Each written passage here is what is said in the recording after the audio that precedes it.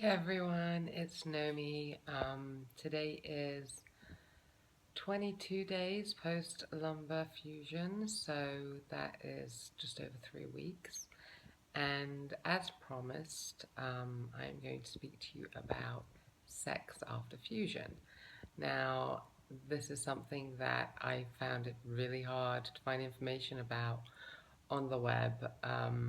All I really saw at this point was people who wrote that at 2 weeks they tried and then they really regretted it the day after they were in a lot of pain. What I've read on the web is that you're supposed to wait until you are not in a lot of pain and basically you just decide when you're ready. My surgeon said the same thing, so it doesn't give much information, and obviously there's a lot of anxiety about damaging the fusion. So last night, 3 weeks after, my husband and I gave it a go.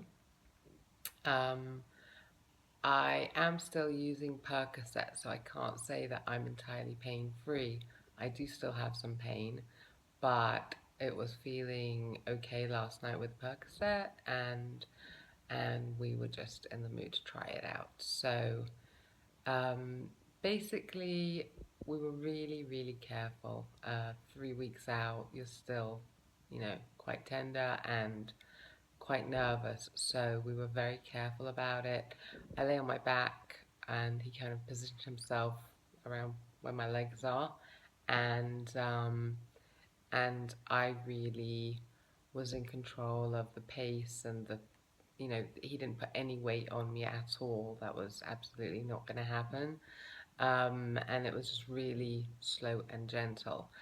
And this morning, I'm happy to say I don't really have increased pain compared to yesterday. It's about the same. I don't think we did any damage with this extremely gentle sex.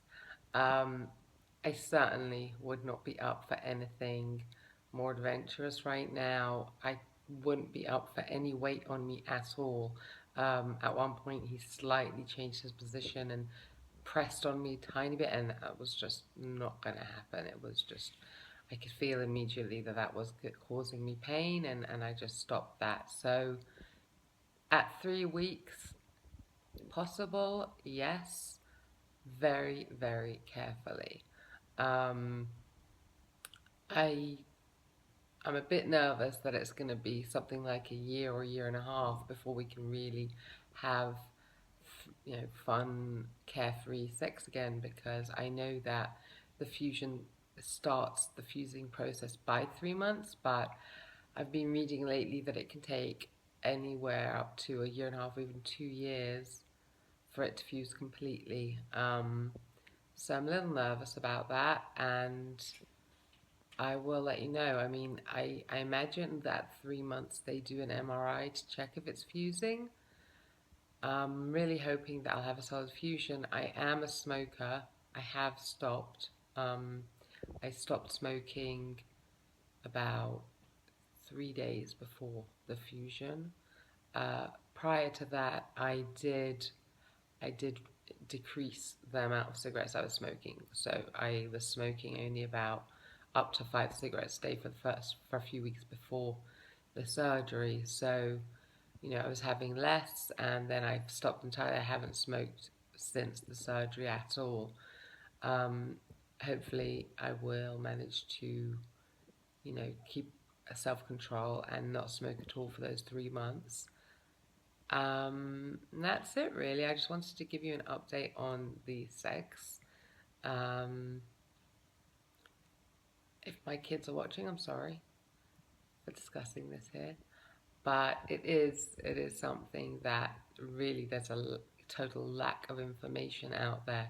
So, if you are 3 weeks post surgery and you are in the mood and you feel like trying it out, my advice to you is go for it, but really, really carefully. And whoever had the fusion done, they should be in control of the pace and the position, and just, you know, really listen to your body and be very gentle. I don't regret it at this point. In the morning, the night was pretty much the same as every night. I did wake up from pain in my back here and there, but no different from other nights. And this morning I don't feel more achy, so I don't think it did any damage. So that's my update for you, and I will speak to you after I see my surgeon. That is next week on Tuesday, which will be a month and a day post-op. Don't know what he's going to say to me at that point. I am trying to go to stop taking the Percocet. I am tapering off, so now I'm down to 1 5 milligram pill and 3/4 of one pill. A few nights ago I took that and I was up like a lot of the night. I'm definitely having insomnia from tapering off from the, withdrawal symptoms of the Percocet. It's making it really hard for me to get to sleep. So I had been taking two, but when I went down to 1 3/4, the 3/4 pill I'd had closer to bedtime. So last night I swapped them. I had the 3/4 in the sort of at 11 in the morning, and then about 7 I had the whole pill. It was a little bit easier for me to get to sleep last night, so that seems to have made a difference.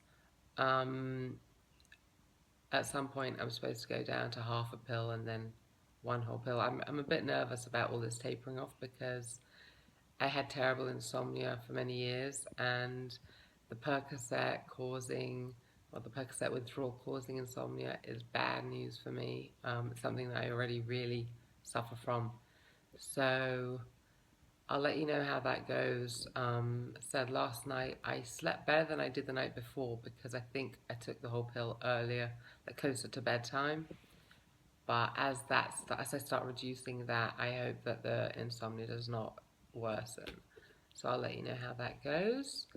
Other than that, as I said, I'll speak to you after I've seen my surgeon, see what he has to say. That's it. So take care of yourselves. Bye.